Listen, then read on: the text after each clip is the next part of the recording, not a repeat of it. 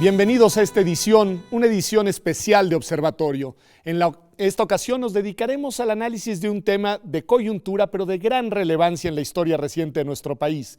Hace algunos días se celebraron los 40 años de la normalización de las relaciones entre México y España. Y para entender esto, José Francisco, para entender qué se conmemora, por qué hoy hay una serie de iniciativas a propósito de este momento histórico, hay que regresarnos en la historia y mirar, digamos, creo que desde el exilio español para entender de dónde viene, digamos, este aniversario, y si nos ayudas a reconstruir eso, te lo agradeceremos mucho. Gracias. Y si me permites, incluso antes del exilio español, la presencia mexicana en España es importantísima. Está ni más ni menos que don Alfonso Reyes, de 1914 a 1924. Está antes del Amado Nervo, Luis G. Urbina. Y bueno, cómo olvidar que Martín Luis Guzmán, el que escribió La sombra del caudillo, fue secretario particular de Manuel Azaña, el presidente de la República Española. De manera que todas estas redes entre republicanos españoles, socialistas, son redes previas al exilio y que nos permiten explicar luego cómo se dan estos fenómenos tan interesantes como es el exilio español en México. También me gustaría recordar que a partir de 1931, México y la Segunda República Española entran en una especie de luna de miel. Okay. Esta relación muy importante que tiene que ver fundamentalmente con estas redes que ya existían desde antes, nos va a permitir entender también cómo es que el gobierno revolucionario mexicano va a tener una relación muy armoniosa con la República Española, con la Segunda República Española concretamente. Y México va a tener a dos embajadores de lujo en España. Uno es Alberto J. Pani, el primero, y el segundo es ni más ni menos que don Genaro Estrada. Okay. Esta presencia tan importante para México en España es correspondida por el gobierno español con la presencia de Julio Álvarez del Valle, un socialista de gran importancia, y que nos va a permitir entender que ambos gobiernos tienen una sincronía, además de cultural, ideológica. Es decir, son gobiernos laicos, republicanos, que de manera que nos van a permitir comprender toda esta relación tan importante que después posteriormente va a suceder el exilio español en 1939, de la mano de personas importantísimas en la diplomacia, en la cultura y en muchos ámbitos de la... Únicamente, digamos, una reconstrucción de esos momentos históricos. Lo que va a explicar, pues si no me equivoco, el exilio va a ser la Guerra Civil Española. Y ahí, Martín, nos gustaría nada más, pues un poco reconstruir el momento y un poco las coordenadas de qué significa esa ruptura en un régimen constitucional en España en aquellos momentos. Bueno, la guerra civil básicamente es una ruptura del Estado de Derecho que existía en España, el gobierno republicano. Esta Segunda República. De hecho, la guerra civil es una excusa de un golpe de Estado, es el resultado de un golpe de Estado de Francisco Franco, hace un golpe de Estado al gobierno de la República y por tanto eso implica una guerra de 3 años en España, una guerra muy sangrienta que obliga, entre otras muchas cosas, a la huida de muchas personas, de forma coyuntural inicialmente, a la llegada sucesivamente a los territorios, las tropas franquistas los van conquistando y la gente va saliendo de España hacia la frontera francesa. Hay más de 500.000 de refugiados en algún momento de entre los años 39 y 40 en Francia, pero luego hay un exilio que es potenciado ya por la definitividad. Aquellos que se saben que no van a poder volver por muchas razones de orden político, son perseguidos políticos, pero también por razones ideológicas, es decir, razones de verse que en ese país no pueden vivir y entonces llegan a países que se les abren. Uno de los países que más se abre, yo diría es el que más se abre, es México. Ahí hay un momento muy importante que acaba de mencionar Martín, este momento en el cual un grupo muy numeroso, nos dice él, de españoles y españolas se tienen que concentrar en territorio francés y ahí me parece, si no me equivoco, José Francisco, que es un momento en el cual ya el Estado mexicano toma una serie de acciones diplomáticas importantes, estratégicas e incluso simbólicamente muy relevantes con aquella decisión de arrendamiento de 2 castillos a partir de los cuales va a empezar a hacer la gestión del exilio español. Y me gustaría recuperar un pasaje muy bonito con respecto a lo que estabas mencionando. En el año 37-38, por esa época, un grupo de científicos españoles están pasándolo muy mal y es precisamente don Daniel Cosío Villegas quien le recomienda al general Cárdenas que recupere a estos científicos del exilio español, y se lo dice textualmente. General Cárdenas le recomienda que recupere a este grupo de científicos, porque si no se los puede ganar Argentina. De manera que el general Cárdenas... O sea, es una cosa de oportunidad política, digamos, y de competencia regional. Y se funda nada menos que el Colegio de México. Okay. Entonces, todo esto nos permite entender estas redes y sobre todo la visión que tenía no solo Cárdenas, sino su grupo de asesores, y podría mencionar a Isidro Fabela, a Narciso Bassols, a Cosío Villegas, Ramón Beteta, Silva Herzog, que son los que permiten que posteriormente se va a dar todo este encuentro tan importante y esta protección diplomática. Hay otro pasaje súper interesante que poco se ha conocido y poco se reconoce. En 1940, a la muerte de Manuel Azaña, el gobierno mexicano es el único que le brinda protección, y Manuel Azaña es... las exequias de Manuel Azaña es bajo la protección mexicana con la bandera mexicana. De manera que ese es un suceso importantísimo. Y posteriormente la etapa de Gilberto Bosques, que es toda esta etapa de protección. Que es un personaje interesantísimo. Detente un momento en Gilberto Bosques, porque lo merece el personaje. Don Gilberto Bosques, hay que entender sobre todo su participación durante la Revolución Mexicana.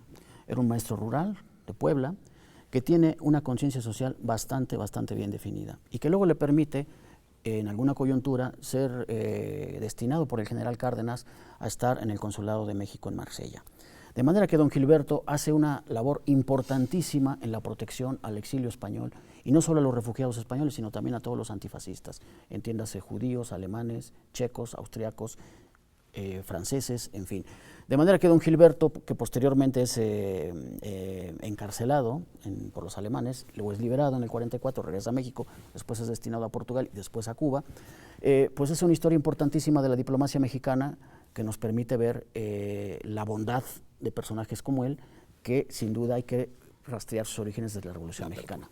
Una pregunta, Martín, más general también sobre el tema del significado de este exilio, es decir, visto hoy, ¿no?, en retrospectiva, ¿qué significado le podemos dar a la presencia de todas estas personalidades de España y de todo este grupo de personas que llegan, en este caso a México, y, como tú bien decías, en la mayoría de los casos llegan para quedarse? Bueno, la importancia en el caso de la ciencia, por ejemplo, la cultura mexicana, yo creo que es primordial, es un antes y un después. Creo que la presencia española, junto probablemente con otros exilios, con otros exilados que van a venir después, pero es la primera fuerte que llega aquí a México y que se permea por toda sobre todo la academia, la cultura, las ciencias, pero también no hay que dejar de lado ese exilio más invisible, no tan conocido, de aquellos que llegan y montan un negocio, montan un restaurante, claro, o una pequeña empresa. Otras habilidades, otras profesiones. O que incluso llegan a lugares que no son la Ciudad de México, porque la llegada básicamente va a ser,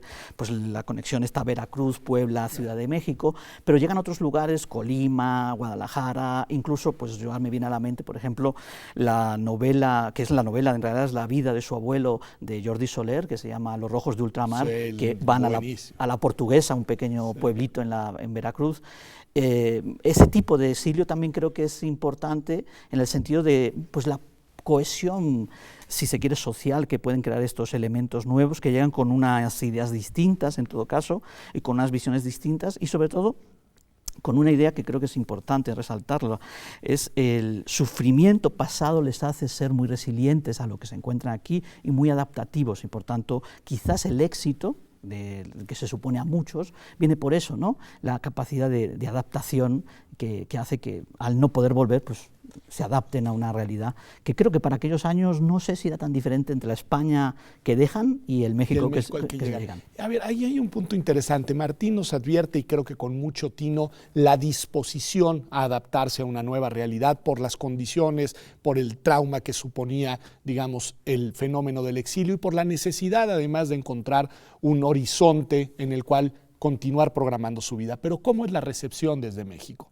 No es del todo cordial. Hay que recordar que también México tenía, y sobre todo Cárdenas, tenía una fuerte oposición que ve a esta llegada de migrantes españoles políticos como una especie de rojos, comunistas, ateos, y que son criticados ampliamente, incluso por algunos intelectuales mexicanos de gran peso como Salvador Novo, por ejemplo.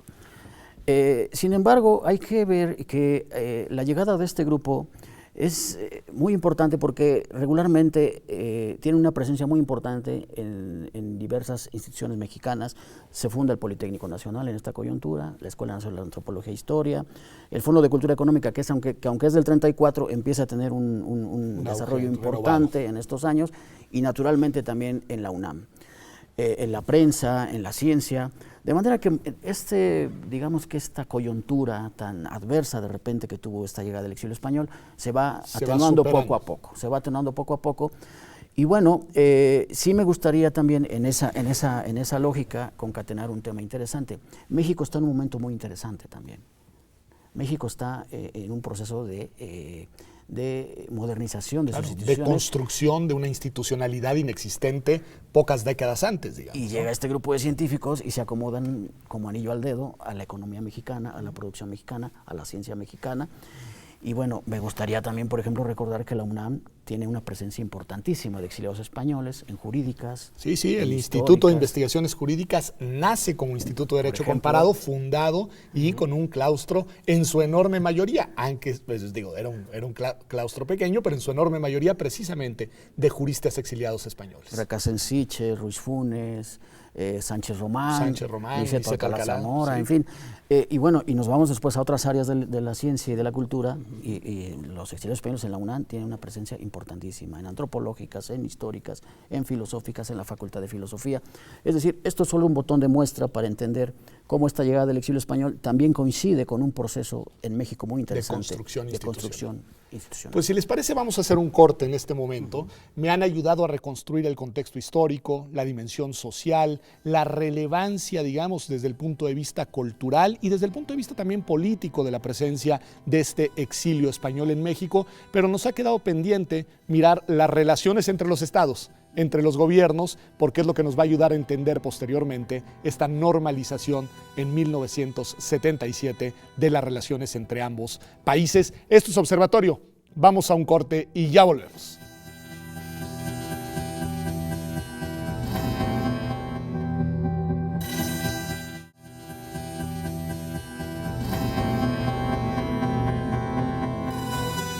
Estamos de vuelta aquí en Observatorio en esta edición especial en la que estamos analizando la normalización de las relaciones entre el Estado mexicano y el Estado español hace ya 40 años. Pero para entender, digamos, qué significa esta normalización, pues tenemos que entender antes el distanciamiento. Y ahí, más allá, digamos, de la dimensión social, de la dimensión humana, de la dimensión cultural del exilio, me gustaría que nos ayudaras, José Francisco, a mirar cómo, digamos, se va rompiendo, se va distanciando la relación entre los dos estados, el mexicano y el español. Es un fenómeno súper interesante porque podríamos pensar que la relación entre México por revolucionario y España, y las dos Españas ya en este momento, la republicana y la franquista. Explícanos eso de las dos Españas. Sí, con el triunfo militar de Franco, cuando esta frase célebre que dice, la guerra ha terminado el 1 de abril del 39, entonces asistimos a la llegada de un Estado español dirigido por el caudillo, por el general Franco. Como todos sabemos, Franco es apoyado por Hitler y Mussolini para ganar la guerra, mientras la República era apoyada por la Unión Soviética y honrosamente por México. ¿Qué pasa? México en ese momento decide interrumpir sus relaciones con la República Española, que eran muy cordiales, y a partir de ese momento no va a reconocer a Franco. Okay. México no va a reconocer a Franco, como sí lo hacen casi todos los países de América Latina, incluidos los países de tendencia democristiana, republicana, como es el caso de Chile y Costa Rica, Estados Unidos y casi todo Centroamérica, que además está gobernado por... Y México se mantiene firme en el no reconocimiento del régimen franquista. No reconocer a Franco. Pero ahí sucede un fenómeno interesante que poco se ha estudiado, y es la relación que al final sí existe con Franco, México con Franco, de carácter comercial y cultural. Okay. En el año 42, cuando México decide declarar la guerra al eje, también hay un viraje de la política exterior franquista, es decir, se va distanciando astutamente de los nazifascistas porque se da cuenta que va a perder la guerra, y entonces estamos asistiendo a lo que yo considero que son los prolegómenos de la Guerra Fría. Es decir, Franco empieza, y los diplomáticos que rodean a Franco, empiezan a ganarse la simpatía de Churchill y de Roosevelt. De manera que estas situaciones permiten una apertura del franquismo, y también en México hay un viraje de la Revolución Mexicana con Ávila Camacho.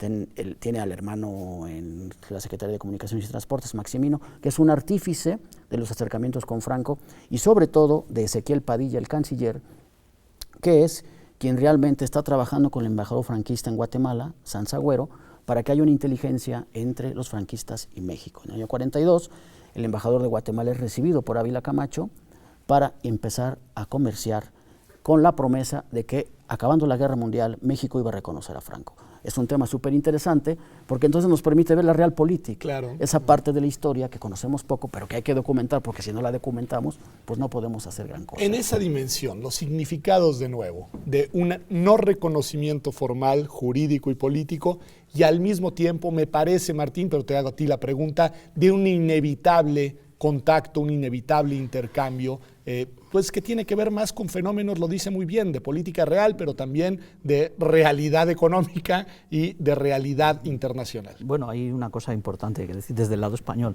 la autarquía, cuando acaba, bueno, ni acabando la Segunda Guerra Mundial, España entra en un periodo que se denomina la autarquía, es decir, España cree que es autosuficiente en su producción, rápidamente se dan cuenta que esto es auténticamente una locura y que tienen que encontrar asideros en algunos lugares, y no puede voltear a Europa porque Europa está destruida, entonces lo que tiene que voltear es a algún lugar de América Latina, y es curioso, por ejemplo, estas relaciones soterradas, si se quiere, de carácter económico, porque lo que está buscando el régimen franquista es pues llevar alimentos, llevar productos a España, en una España que no los tiene. Esto mismo va a suceder con Argentina. Hay un caso, lo explico, es un caso de Argentina, es las judías peronas, ¿no? Las judías peronas son los ejotes, serían los ejotes de aquí, son unas judías que se denominan peronas porque supuestamente en el año 1947, en una visita en pleno mes de julio que hace Evita Perón, llega con la promesa de traer carne argentina y judías argentinas, y son conocidas popularmente en España como al día de hoy como judías peronas, ¿no? Entonces eso es la realidad. Y luego otra cosa que no es economía, pero sí son las relaciones que estos exiliados que están aquí soterradamente también van a intentar hacer de alguna manera, o sea, no quieren perder el contacto y luchan. Esos años son los años de la pelea por no perder los hilos que tienen allá, ¿no? Entonces son mucho más clandestinas, mucho más secretas, mucho más ocultas en los casos que se puede hacer, porque en muchos casos sencillamente es un rompimiento total, ¿no? Entonces serían como dos niveles, ¿no? Esa era una parte importantísima y hacia allá efectivamente quería llevar la conversación. ¿Qué pasa en ese momento de distanciamiento, en ese momento de enfriamiento formal, digamos, diplomático, político entre los dos estados, con los exiliados españoles en México? Es decir, esto justo que nos decía Martín, ¿qué está sucediendo con ellos? ¿Y qué está sucediendo con ellos? No desde la perspectiva de su inserción en la sociedad mexicana, sino de su pertenencia y de su origen español. La identidad republicana se mantiene de una manera impresionante. Y nada más hay que mirar los colegios del exilio, por ejemplo, el Madrid, el Vives, la Academia Hispano-Mexicana, hubo un proyecto que se llamó los Institutos Cervantes en el interior de la República. Pero yo creo que más allá de toda esta situación que se genera y las relaciones comerciales y la presencia de los franquistas y todo esto, hay un brillo impresionante del exilio español en muchas de las áreas de la cultura y la ciencia mexicana. Me viene a la mente, por ejemplo, pensar en la Academia Mexicana de Ciencias, la revista Ciencia. Todo esto permite que los exiliados españoles, los científicos, vayan considerando a México como una segunda patria, y no es casual que don José Gaos acuñe el término transterrado, por ejemplo, ¿no? ¿Por qué? Porque van encontrando las posibilidades de desarrollo que incluso en algunos casos no habrá quien diga que no las hubieran encontrado en España, y las encuentran en México, y esto les permite un desarrollo con un enorme y muy reconocido y muy meritorio y hacen una obra éxito impresionante, y luego sin contar a los que llegaron muy pequeños y se forman en México, como Sánchez Vázquez, como Ortega y Medina, claro, por mencionar algunos, que son los que realmente llegan a México muy jóvenes o les tocó la guerra, jóvenes, y llegan a México y se forman muchos de ellos en la UNAM. que ya son, digamos, de alguna manera de una formación mixta entre la experiencia española Claro. y la cultura Un poco una generación hispano-mexicana. y la cultura mexicana. Así es. Pues nos estamos acercando entonces al momento en el cual, después de este distanciamiento y al mismo tiempo de estos vínculos profundos, se van a generar las condiciones que hacen posible el reencuentro, digamos, la normalización, porque, como me explicaban, nunca hubo formalmente, digamos, una ruptura diplomática entre los dos países, pero ¿qué es lo que permite que haya un contexto de acercamiento ya por los años, digamos, la mitad de los 70 en adelante, Martín? Bueno, yo a mi modo de entender creo que es el fin del franquismo, que ya se ve claramente en España, se ve el fin del franquismo y por tanto en cualquier, no solo con México, sino con muchos otros países. Si pensamos en Europa, en la Unión Europea, se ve inminente que va a suceder algo en España y hay dos grandes posibilidades. Una, que no es la que se estima más adecuada, que es una otra guerra, que eso no se estima. ¿Existía la posibilidad? Existía una remota, pero existía, pero sobre todo la otra cuestión que es la transición, lo que se ha llamado, lo que se ha venido a llamar en España la transición, que es este desmontaje paulatino con miembros del propio sistema franquista, pero mucho más jóvenes, Adolfo Suárez, por ejemplo, que llegan al poder, es el primer presidente, y hace una transición con guante de seda, en el sentido que permite la integración de otras fuerzas políticas. Ese éxito, que ha sido vanagloriado en muchos aspectos, pues de cara al exterior, pues también se ve y se observa, y por tanto coincide eso a la vez con un deseo, que creo que es un deseo de los políticos españoles que llegan a las jefaturas de gobierno, que es de abrirse al mundo, de esa especie, como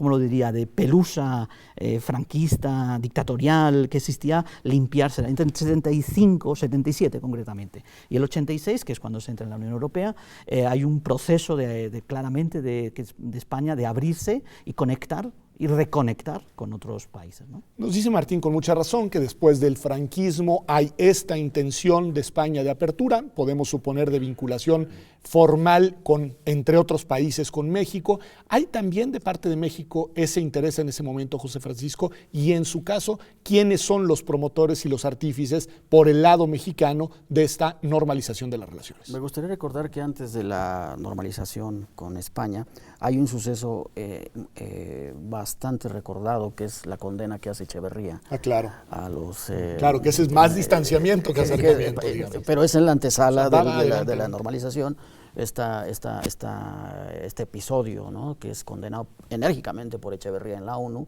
y que, bueno, pues todo el mundo dice, bueno, si está condenando esta represión. El evento que condena es la condena a muerte por parte de Franco de una manera terrible, a garrote vil, a un grupo de personas vinculadas con ETA. Con ETA, concretamente, okay. Con ETA, concretamente. Pero bueno, esto es en 75, poco antes de la muerte de Franco. Por eso dicen que Franco muere matando, ¿verdad?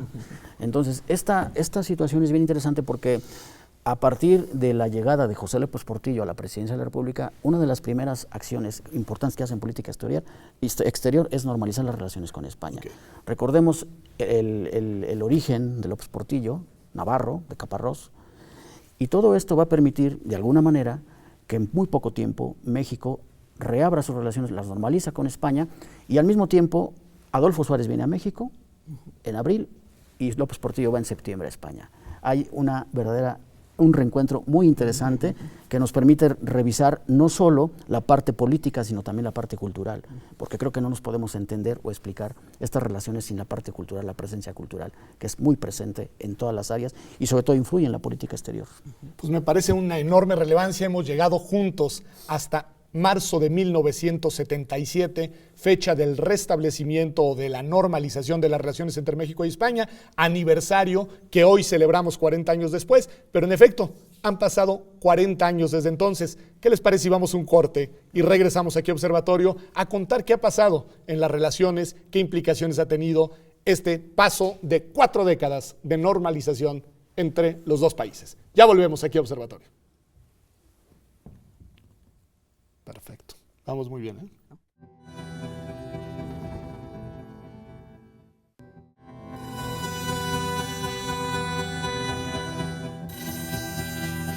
Pues ya estamos de vuelta en Observatorio.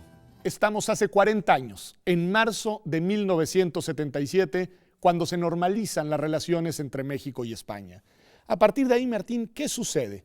Lo formal, lo jurídico, tiene un significado, tiene sin duda una importancia, pero me imagino que no desencadena por sí sola una dinámica de relaciones entre dos países que, aunque como ustedes nos han dicho, nunca dejaron de tener contactos, habían enfriado de manera muy significativa sus vínculos formales. Bueno, en primer visto desde España, esos años, 77, 86, que es la entrada en la Unión Europea, esos 9 años, 10 años, esa década es como una década de reestructuración económica, reordenamiento económico, se hacen muchas cosas, sería muy largo de explicar qué se hace en España para todo eso, pero la entrada en la Unión Europea en 1986 lo que provoca es un detonante económico, valga la redundancia, de la economía española. 9 años después. 9 años después, es progresivo, esto no es un corte sí, pero así, es muy impresionante porque es poco tiempo. Por ejemplo, para 1990, ya España es el principal inversor de aquí en México, en términos de Latinoamérica, es el primer país en el que invierte México, las cifras son muy altas y progresivamente van a ser muy altas. Ahí coincide con otras cuestiones, por ejemplo, las crisis mexicanas, por ejemplo, va a aparecer la banca española en algún momento determinado tomando piso en México, por ejemplo, hay empresas que se consolidan también en esos años de origen español, que están aquí desde antes, pero que son consolidadas en esos años, y el arribo progresivamente de muchas otras empresas que llega hasta la actualidad. En estos momentos, operando en suelo mexicano, unas 5.200 empresas, de todo orden, de todo color, de todo tamaño, con presencia muy notable en muchos sectores, sector servicios, sector, por ejemplo, turístico, bancario, eléctrico, y esto es lo que hace en estos momentos la relación muy fuerte y muy vinculada. Sigue siendo, en términos de inversión respecto a España, uno de los principales destinos de la inversión española, y por tanto la relación México y España, incluso recientemente con la crisis en España, ha dado otra vuelta a la tortilla, y entonces vemos capital mexicano invirtiendo en España y comprando empresas en España, con lo cual es una relación, pues, dentro de la globalización muy normalizada en términos económicos, que en definitiva creo que la economía es lo que fortalece las relaciones entre países y entre territorios, ¿no? Pues me parece muy, muy interesante, y a lo largo de estos 40 años en los cuales se va dando esta apertura económica, estos intercambios económicos, esta integración además por todo esto que nos explica Martín, pues los exiliados y sus descendientes siguen y se quedan y viven y hacen su vida en México. Hay una etapa muy interesante y un suceso que verdaderamente estremece la piel, que es cuando el rey Juan Carlos llega a México y una de las primeras acciones que hace es visitar a la mujer de Azaña, a doña Dolores Rivas Cherif, exiliada en México. ¿En qué año estamos hablando? Esto es 77, 78. O sea, inmediatamente y le pide, le da como una explicación de lo que pasa, ¿no? Me parece a mí que ese es un suceso fundamental, porque nos permite ver que hay una memoria histórica que hay que recuperar, y que México coadyuva a recuperar esa memoria histórica a través de los exilios y del exilio español en concreto. Es decir, hay una generación perdida, según se dice, sí, de científicos españoles, de literatos, de escritores, en todo orden, y que México es el que de alguna manera da cobijo a esta llegada del exilio, y que no se va, a pesar de lo que tú bien mencionas, de las relaciones comerciales y de toda la serie de convenios, existe la memoria histórica del republicanismo español, está en buena medida en México. Y este suceso de ver a la mujer, a doña Dolores, la mujer de Azaña, exiliada en México, pues es un poco lo que pasa con Allende, ¿no? También la esposa de Allende, que está exiliada en México. Entonces México se sigue convirtiendo... Porque México es un país de apertura a otros exilios posteriormente. Hoy no estamos hablando de él, pero el exilio sudamericano porque es importantísimo, y también con unas enormes y valiosísimas huellas en la cultura y en el desarrollo de la cultura mexicana del siglo XX. Así es. Entonces yo creo que todo esto nos permite ver que estamos hablando ya de los años 70, en donde no solo... estamos hablando de un retorno del exilio. Bueno, regresa Alberti, por ejemplo, regresa Wenceslao Roses, un académico importantísimo que traduce El Capital al español. Entonces, todo esto nos va a permitir ver cómo el exilio también forma parte de este ideario en las nuevas relaciones, yo diría las nuevas relaciones que hay entre México y España. Me imagino que hay la apertura democrática en los dos países, porque hay que decirlo que además, por ejemplo, en el caso mexicano, los estudiosos de nuestra transición política datan precisamente en el año de 1977 el inicio de las reformas político-electorales que llevarían a la apertura democrática en el país. Es decir, son momentos de transformaciones no solamente económicas, sino también políticas muy relevantes, cada país con sus matices, pero prácticamente de manera simultánea. Y tengo la impresión de que esas nuevas realidades, esas nuevas dinámicas, esas nuevas posibilidades de comunicación institucional también facilitan la presencia y el intercambio de las, digamos, distintos ámbitos de contacto entre los dos países. Sí, por ejemplo, siguiendo lo que comentas, por ejemplo, hay un programa de la Agencia de Cooperación Española, junto con la NUYES mexicana, que se inicia en el año 92, que se llama así, de Programa de Inserción. Inicialmente era de jóvenes doctores españoles en universidades mexicanas,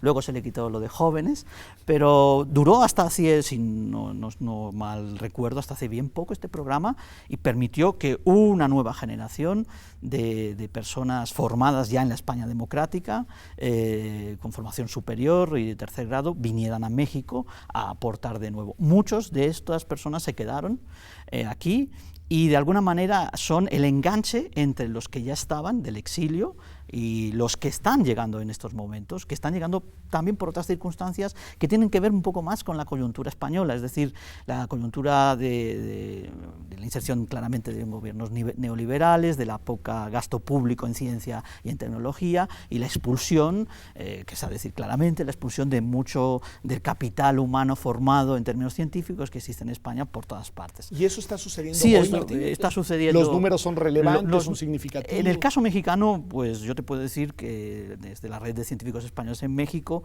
tenemos localizados unos 180 científicos, es decir, 180 hombres y mujeres que están en centros de investigación en universidades mexicanas, tanto siendo académicos, ya profesores titulares, como, por ejemplo, estudiantes, estancias postdoctorales o estudiantes de posgrado, tanto de doctorado como de maestría.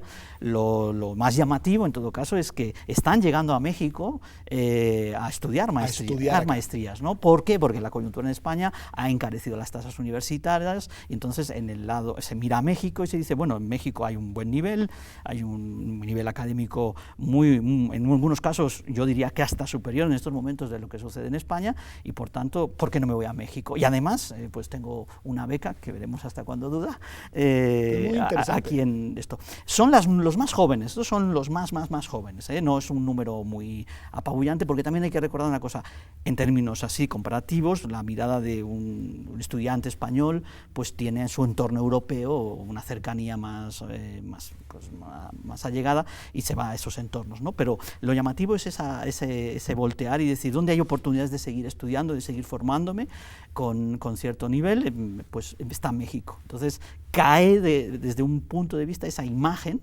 de violencia, de un país peligroso, de etcétera, un país solo para ir de vacaciones, para ir solo a la playa, cuando se reconvierte esa imagen y dice, no, aquí también puedo estudiar y puedo intentar insertarme laboralmente. Y hacer un proyecto de vida. Entonces, estas reflexiones de Martín, José Francisco, me llevan, digamos, a mirar el exilio de aquel entonces con la perspectiva de los quizá no exilios, pero sí de las migraciones de estos tiempos, que es un fenómeno muy complejo, que se explican por muchas causas, pero que me gustaría escuchar tu reflexión a partir de una experiencia que les quiero compartir. Yo tuve la oportunidad de vivir en España en 2001, cuando fue la terrible crisis, entre otros lugares, pero sobre todo en Argentina, una crisis económica y política, y me tocó ver llegar a España a un grupo muy importante de jóvenes argentinos buscando oportunidades. Y después me tocó vivir unos años después en Argentina en 2012, después de la crisis económica en España, y me tocó ver llegar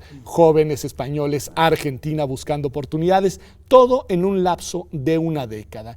¿Qué decir de estos fenómenos, digamos, ya de intercambio y de búsqueda en un mundo global frente a lo que significó el exilio y sus particularidades? Yo creo que México y España en ese sentido son socios de toda la vida, es decir, La cultura es muy importante, el vínculo idiomático es fundamental, nos permite hacer negocios más rápido, nos permite reflexionar casi en la misma sintonía, estudiar sobre unos códigos muy parecidos, aunque Europa está más inserta en la Unión Europea y México mira mucho hacia el vecino del norte, pero nos permite finalmente tener ese arraigo cultural que aquí vuelvo a retomar la frase de Gauss, es el transtierro, porque también puede suceder con el mexicano que está en España. Yo también tuve la oportunidad de estudiar en España, estudié en la UNED, hice una maestría por allá y me permitió ver también la presencia mexicana en España, que es muy interesante. Es muy interesante porque el mexicano que está en Europa y en España completamente está por turismo, negocios o estudio, de alguna manera, ¿no? Entonces, todas estas reflexiones nos permiten también entender, a mí, cuando menos que yo estudio el exilio, me permitió entender cómo fue la inserción de los exiliados españoles a un escenario como México, porque nos permite ver la cultura, el idioma, en algunos casos la religión, y todos estos elementos que van a influir para una adaptación impresionante y que siempre va a estar presente el exilio español en América Latina, en México concretamente, pero luego estas nuevas migraciones, estas nuevas oleadas, como tú muy bien mencionas, de latinoamericanos en España y de españoles en Latinoamérica. Bueno, ustedes lo deben saber mejor. La presencia de ecuatorianos, bolivianos, peruanos en España es impresionante, ¿no? Y se ha incrementado también en los últimos años. Sí, esto hay que ponerlo en contexto global. O sea, desde, por ejemplo, yo soy geógrafo, desde la geografía nos queda claro que del siglo XX es el siglo de las migraciones y probablemente va a ser el siglo XXI, de todo tipo, traumáticas y no traumáticas, hace que la movilidad, que tiene que ver con una globalización económica, sea muy amplia. O sea, por todas partes hay gente moviéndose y te puedes encontrar pues, cosas que podríamos entrar dentro exóticas, ¿no? Por ejemplo, gente de Senegal trabajando en la Pampa Argentina, o no sé, en mi país nunca hubiésemos imaginado, por ejemplo, georgianos o moldavos o bielorrusos trabajando, por ejemplo, en cosas de mecánica o fontanería, ¿no? Es decir, es un siglo, sobre todo la parte final del siglo y lo que está viniendo de que obliga a la movilidad para salir adelante, y estamos en un planeta en movimiento en este sentido. Lo que sí es importante recordar en todo caso es que las memorias culturales, las memorias vividas de las personas que sufrieron un tipo de movilidad, no de carácter económico, sino de carácter político, ideológico, que había un pozo mucho más introspectivo detrás, son las que de alguna manera solidifican estas movilidades, ¿no? No es lo mismo llegar a un sitio donde tú tienes un montón de referentes de tu cultura o allegados o simplemente vínculos muy próximos que llegar a un sitio donde no los tienes. Entonces creo que, como dice José Francisco, la conectividad de México-España es absolutamente directa, ¿no? En códigos, en lengua, en cultura, en maneras de pensar, estamos muy próximos y estamos muy próximos básicamente porque ha acontecido en el siglo XX, ¿no?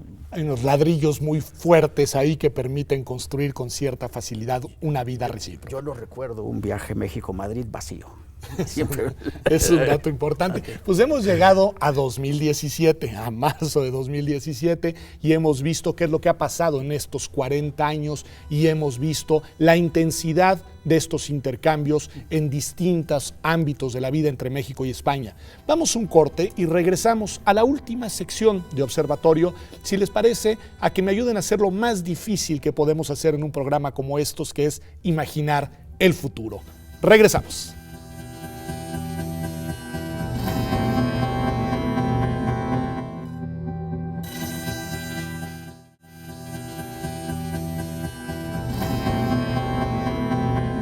Ya estamos de vuelta aquí en Observatorio. Estamos en marzo de 2017. Han pasado 40 años desde que se normalizaron las relaciones entre México y España, y el mundo, sobre todo en su dimensión internacional, ha cambiado mucho. Nos han ayudado ustedes a entender cómo ha sido, digamos, una tendencia hacia el acercamiento, una enorme intensificación de los vínculos en distintos ámbitos, sobre todo, nos decías, Martín, en el ámbito de los intercambios económicos, y cómo entre esos dos países hay, digamos, sin duda, todos los fenómenos propios de un mundo global. Sin embargo, pues las tendencias de los últimos años, meses, en algunas fuertes potencias y en particular en los Estados Unidos de Norteamérica parecieran proponerle al mundo una agenda distinta, parecieran ofrecer o proponer un freno de mano a la globalización y regresar a las lógicas más de las fronteras cerradas. Bueno, ¿cómo imaginar la relación México-España en este contexto global en el que no solo Estados Unidos cuenta, pero sobre todo por su vinculación y cercanía con México, cuenta mucho? Martín. Bueno, vamos a ver, imaginando lo que podría ser y pensando no solo lo que pasa con Estados Unidos, que está en veremos qué puede pasar en Estados Unidos, sino lo que acontece, por ejemplo, en la Unión Europea. El Brexit británico es muy importante, qué va a pasar en las elecciones francesas también es importante, y qué va a hacer cómo funciona la economía de nuevo.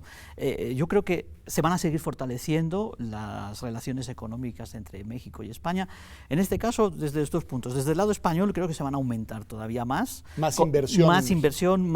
Otros sectores, buscando incluso cosas que no se habían pensado, como no solo colocar productos y servicios, sino incluso buscando competencia tecnológica, como ya hay indicios. Por ejemplo, el Ministerio de Economía tiene una persona en el CONACYT que busca esos vínculos tecnológicos de innovación aquí en suelo mexicano. Por ejemplo, sectores nuevos como las energías renovables, por ejemplo. Eso por un lado.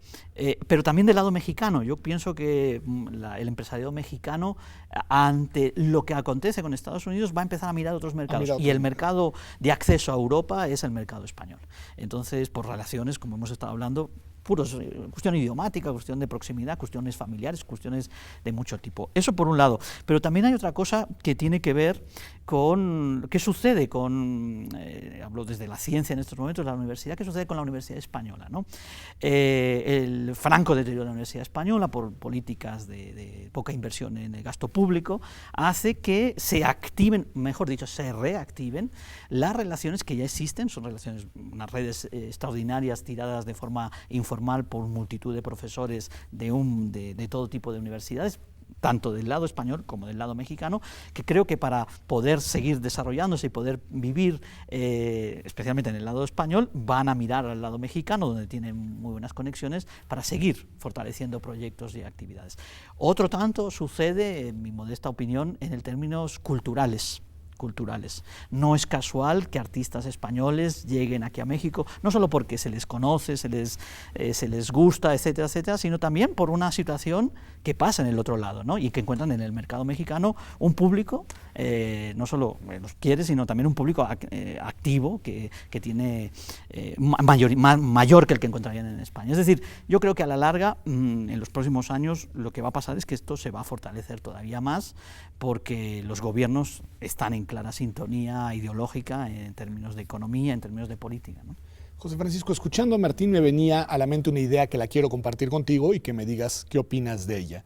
Quizá precisamente por lo que está pasando en el mundo, quizá precisamente porque nuestra vinculación con América del Norte pues seguirá estando ahí, pero cuando menos en este momento está pasando por un momento turbulento, por decirlo menos, existan las condiciones que nos permitan de alguna forma aprovechar lo que sedimentó aquel exilio español, es decir, sacar provecho de una vinculación profunda, de una vinculación que ahí está, de una vinculación que en muchos sentidos hace que nuestros países tengan, además de los vasos comunicantes culturales de los que ya hemos hablado, también unos vínculos a través de lazos personales muy significativos. ¿Qué dirías? Sí, a mí me gustaría sobre todo decir que, lo voy a decir desde mi trinchera, que es la académica, que efectivamente fenómenos como el exilio, mirando al futuro las relaciones México-España, tienen que ser investigados a detalle, es decir, porque nos van a permitir revisar todos estos vasos comunicantes que más allá de convenios y de coyunturas especiales había las redes personales, es decir, yo me imagino la amistad que llegó a trabar Alfonso Reyes en España en aquellos años, en el Madrid de aquellos años, de Primo de Rivera, pre-republicano, o por ejemplo la llegada de Valle Inclán a México, invitado por Álvaro Obregón. Son fenómenos que nos van a permitir ver estos lazos comunicantes y estas redes históricas que van a existir, que existieron, que existen y que van a seguir existiendo, ¿verdad? Ahora bien, ¿Qué puede pasar? Yo creo que México tiene que seguir mirando a España y España a México en una relación comercial y de todo tipo. La relación entre las universidades es fenomenal. Yo creo que los vínculos con la Complutense de Madrid, con la de Barcelona, con las universidades de provincia, bueno, autonómicas, donde se llaman en España autonómicas, son muy importantes, y con las mexicanas, por ejemplo, sé que hay muchos convenios con la Universidad de Guadalajara, ¿no? Importantísimos. Entonces, esta sincronía, esta relación va a permitir que siga habiendo convenios, que siga habiendo redes, pero desde mi trinchera creo que se tiene que seguir investigando, y se están formando grupos de investigación muy interesantes. Yo coordino un grupo de investigación de Radio Iberoamericano, que nos permite tener investigadores españoles y de América Latina estudiando los exilios, no solo el español, sino todo tipo de exilios. Todos los exilios que han el habido. sudamericano, el centroamericano, el exilio mexicano, porque también es un tema bien interesante, aquellos mexicanos que salieron al exilio desde la Revolución Mexicana, exilios personales como el de Plutarco Elías Calles, como el de Juan Andreu Almazán, el de Vasconcelos. Entonces, todo este fenómeno en un radio iberoamericano, porque nos permite también ver, en el caso de las migraciones, cómo también la gente regresa. Eso es lo que te iba a preguntar, Martín, que no tienes que tener la respuesta única, pero desde tu percepción, ¿crees que hay una suerte de relación especial, mirando América Latina, entre México y España, o que España tiene, como creo que genuinamente podría tener, muy diversificadas sus vinculaciones con los países latinoamericanos? Bueno, yo creo que es una opinión personal. Sí, sí. Yo creo que con algunos países se tiene mayores relaciones, multifactoriales. El caso México sería uno, que con otros países en los cuales no se tiene tantas relaciones diversas, ¿no? Por ejemplo, no hubo un exilio en Ecuador, o si lo hubo fue muy pequeño, ¿no? Se piensa en Ecuador como un país más bien que hay migración laboral desde Ecuador hacia España. Allá, pero ahora se está viendo también cómo hay posibilidades de inserción en Ecuador por una serie de políticas que se han hecho. Yo creo que la mirada es distinta, ¿no? Hace muchos años cayó, creo, en la sociedad española esa mirada unitaria de América Latina. Había un programa, me acuerdo, en mi infancia, que se llamaba 300 millones, que era un programa de música, de canciones, que actuaban artistas latinoamericanos en la televisión española, y era una mirada esa unitaria, ¿no? Los hermanos latinoamericanos y tal. Yo creo que eso ha caído, eso no es muy diverso por muchas razones. Abundando en lo que decía, hay también este vínculo de la academia también se fortalece con la presencia de españoles aquí que hacen ciencia, ¿no? De españoles, nuevos españoles, digamos, que han llegado aquí a hacer ciencia, y que fortalece todavía más esos Tú perteneces a una asociación, precisamente. Sí, ¿Qué es lo que hacen? Básicamente es una asociación que surge por dos coyunturas, básicamente. Una coyuntura, desde el año 2010 aproximadamente, se detecta en España algo que se pudiera conocer, aunque no se reconoce, como fuga de cerebros. Es decir, en muchos lugares de Europa, hay Estados Unidos también, Australia, incluso Japón, y en otros lugares que uno no piensa como lugares de ciencia, hay presencia notable de españoles. Entonces, estos españoles se asocian de alguna manera, pues para conocerse, para establecer vínculos entre ellos, pero también un poco como un referente. Estamos aquí, y dentro de la política científica española pues no estamos siendo considerados cuando ya empezamos a ser un buen número. En el caso mexicano descubrimos exactamente la misma coyuntura, y en este caso nos vinculamos porque también hay una necesidad por parte de las instituciones públicas españolas, sobre todo de política científica y política económica, de tener interlocutores. Unos interlocutores básicos son la gente que se dedica a la ciencia. En eso que en España se llama diplomacia científica en estos momentos, muy discutido, pero bueno, está ahí. Entonces, básicamente la asociación lo que hacemos es juntarnos los que estamos aquí haciendo ciencia y que tenemos trayectorias totalmente disparejas y disímiles. Hay gente, incluso tenemos gente que vino del exilio, en el exilio republicano, ya muy mayores, y gente joven que acaba de llegar a hacer su maestría aquí. O sea, el abanico es muy amplio de las posibilidades. El interés básicamente es conocernos, saber lo que hacemos, saber cómo podemos colaborar, pero también saber cómo podemos fortalecer las relaciones con nuestros colegas mexicanos y nuestros colegas españoles. Es decir, es como una especie de vínculo intermedio. Estamos aquí, estamos allá, pero estamos aquí, ¿no? Muy interesante. José Francisco, y tú en cambio dices, yo desde mi trinchera académica me dedico a estudiar los temas, y concluimos el programa preguntándote a ti, ¿cuál sería una agenda de investigación relevante hoy mirando desde el exilio a la relación México-España? La relación de España con toda América Latina, me parece que es muy importante y muy interesante. Hay que revisar archivos de todo tipo. Los archivos británicos deben ser muy importantes, los archivos soviéticos, los archivos del Departamento de Estado, y formar grupos de colaboración interdisciplinaria que nos permitan entender la realidad, la historia de España y la historia de América Latina a través de una vinculación que va a ser, insisto, de toda la vida, por todos los vínculos que hemos hablado, principalmente el cultural. A mí me parece el idiomático es fundamental para entender esta sociedad, porque yo al final creo que es una sociedad que nos permite revisar que es una normalización de relaciones. Yo creo que esa es mi forma de ver las cosas. Pues muchas gracias, José Francisco, muchas gracias, Martín, muchas gracias a usted por habernos acompañado a este programa, un programa especial de observatorio en el que, como usted ha visto, hemos logrado reconstruir una etapa muy importante de la vida de dos países que por muchas razones son países hermanos. Nos vemos aquí en TV UNAM la próxima semana, como todos los martes, en Observatorio.